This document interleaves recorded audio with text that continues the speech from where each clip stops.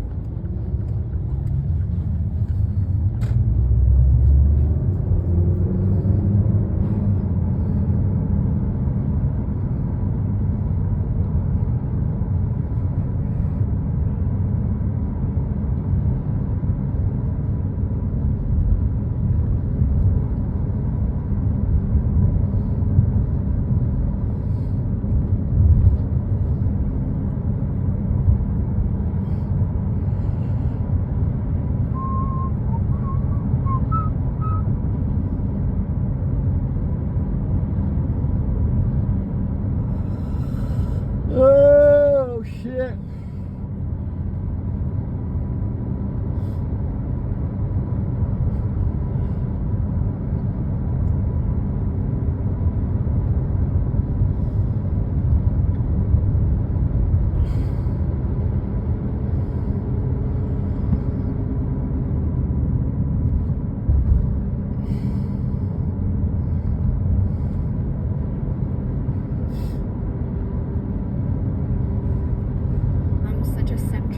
Of the political debate here in the U.S., and this trial is just the latest development in a years-long.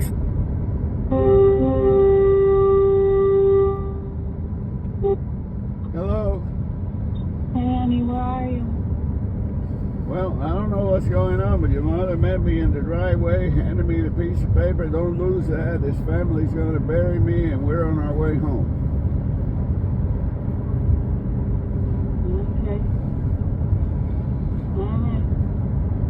We're by Rosie's now. Alright, what did the doctor say? He had an infection. Keep using the drops. And what he took out of the left ear, I mean, you could grow crops in it. Grow? Is it affecting his hearing? Can he hear better now? Oh yeah, he can hear better, but his left ear was really, really, really nasty.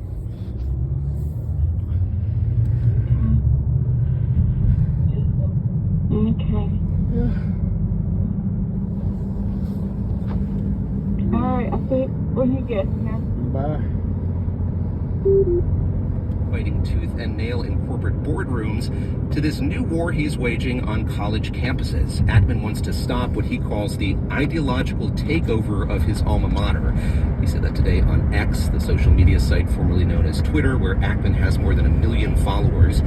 It's clear he's outraged at Harvard and its emphasis on diversity, equity, and inclusion, what's better known as DEI. He says that policy framework is racist, and Ackman argues it's inherently inconsistent with basic American values. Now he wants to bring that fight, Ari, against DEI to other schools around the country. How has he waged this campaign? Well, it began as a much more narrowly focused effort to oust the presidents of Harvard, Penn, and MIT because of how they struggled to respond to Hamas's attack on Israel on October the 7th. Ackman and others believe that reflected a double standard at colleges and universities of what speech is permissible and protected. He and others say administrators have tolerated anti-Semitism. Well, in recent weeks, we've seen other deep-pocketed donors weaponize their philanthropy in response. They have cut their giving, and some have cut ties with colleges and universities altogether. That pressure campaign, Ari, has led to the resignations of Penn's president, Liz McGill, and Harvard's president, Claudine Gay. Her tenure ended as a chorus of voices amplified plagiarism allegations against her. Well, Ackman has now made that his main cause, but unfortunately for Ackman, it has brought some negative attention to his own family. The news organization Business Insider reported Ackman's wife plagiarized some of her academic work. And what has Ackman's reaction been to the Business Insider reporting? Well, that article has made Bill Ackman livid, and I should say he has repeatedly declined my requests for an interview.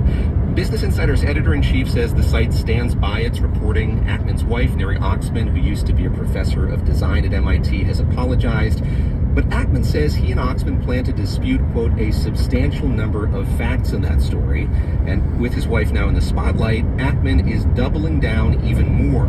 He has promised to use the power of artificial intelligence to scour each and every Business Insider article for plagiarism. It seems to be his new crusade, and he said he's willing to invest in an AI company to identify plagiarists in media and in higher education. AI's ability to do that, he says, makes it like a tactical nuke.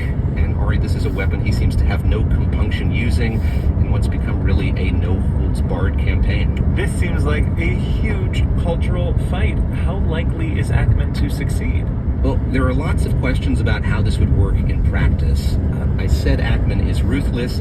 He is also relentless. Ackman's past fights have dragged on for years, some at great personal expense.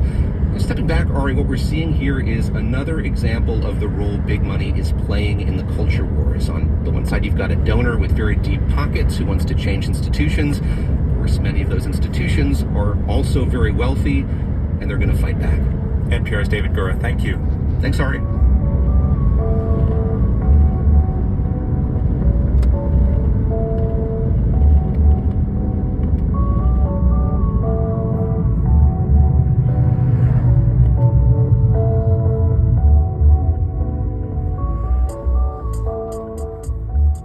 This is All Things Considered from NPR News.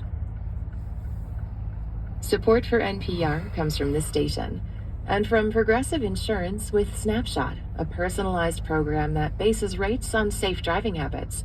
At Progressive.com, not available in California and North Carolina or from all agents.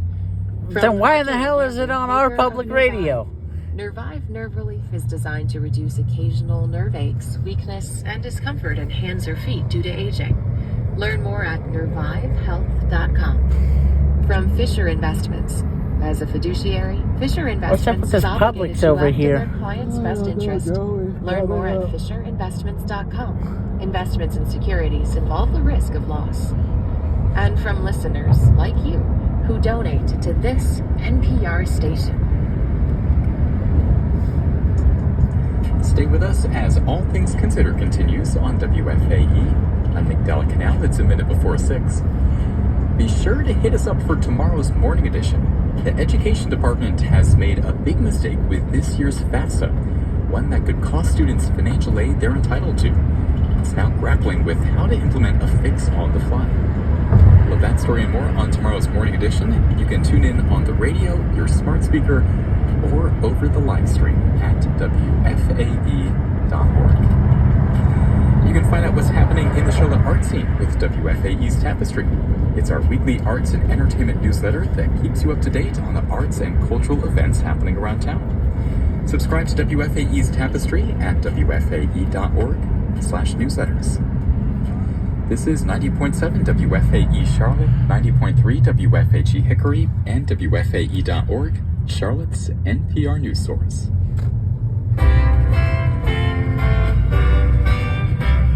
Secretary of State Antony Blinken arrives in Israel again as the U.S. urges Israel to end its intensive bombing campaign in Gaza. Will Israel listen? And what's the timeline for a shift in strategy? Today is Monday, January 8th, and this is All Things Considered from NPR News.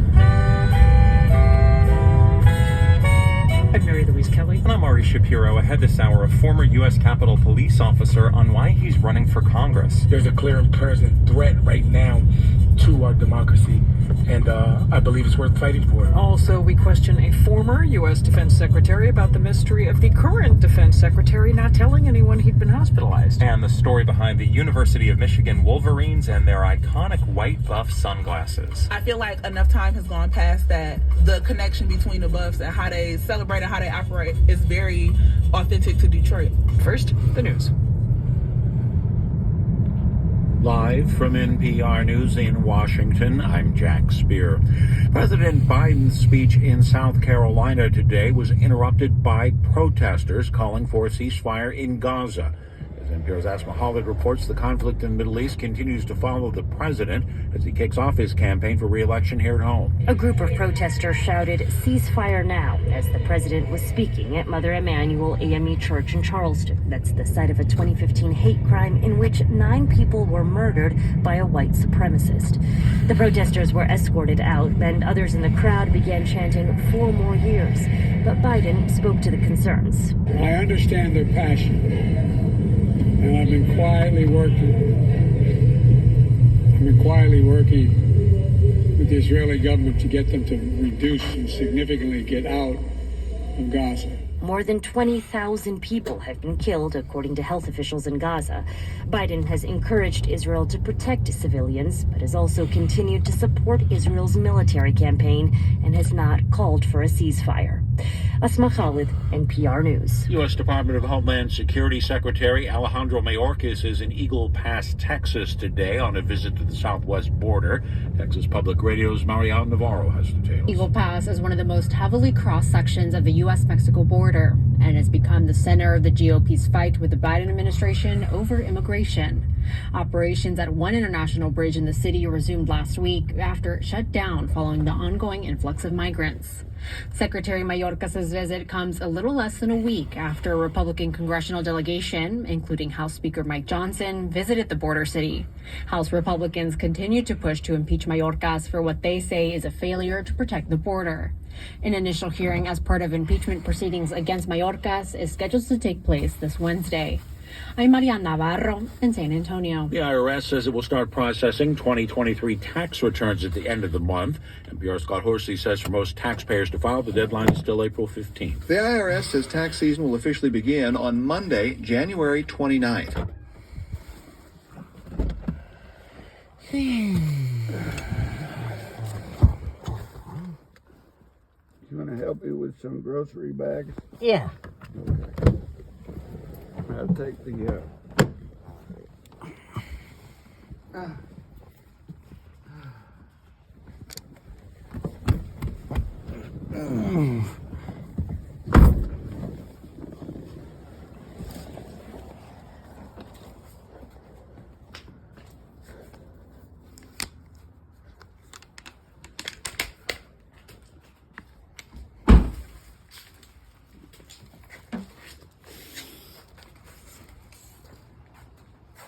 I want to thank you for my essence. Of course. Wonderful.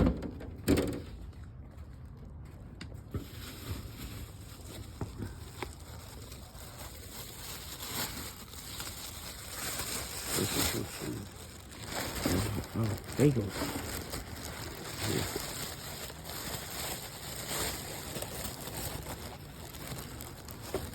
What's that can, Daddy? Probably condensed milk. I mean, probably evaporated milk. Oh, what you got that for?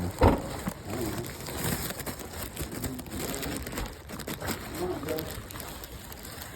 know. Well, we got shit done today. Yeah, we did.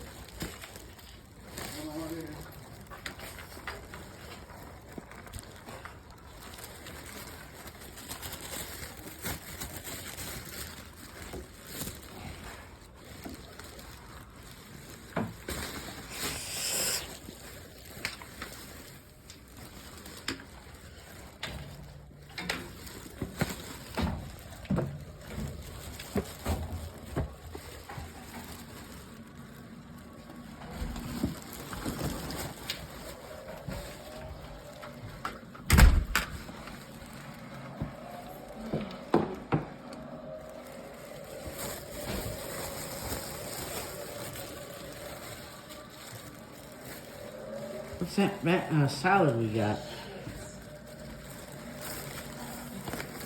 Hey, Mommy. Hi, honey. How are you doing? Shit. What, Daddy? I left that fucking envelope in the car. Uh-oh.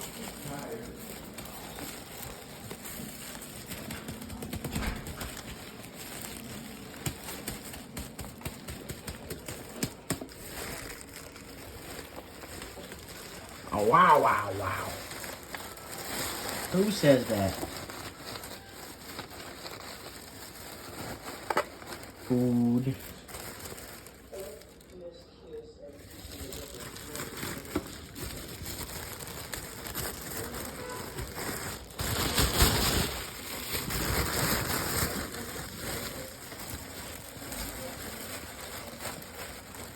Guess what we had for lunch today? Colombian food. Las Americas. Huh? Is that where you wanted to go? Well, I was gonna go to Bombay Grill because it's open. But they weren't. Yeah.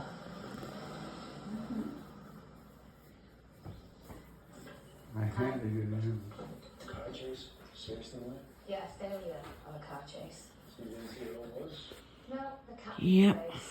The Roger Chai, that's all I got. That's England. I didn't put a tracker on the cat.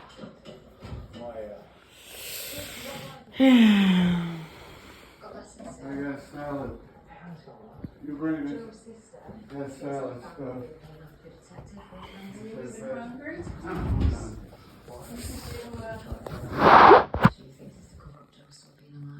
I'm going to eat. Yeah, would you? Remember, we started. But I'll fill you in later. God, we started today, and I sold.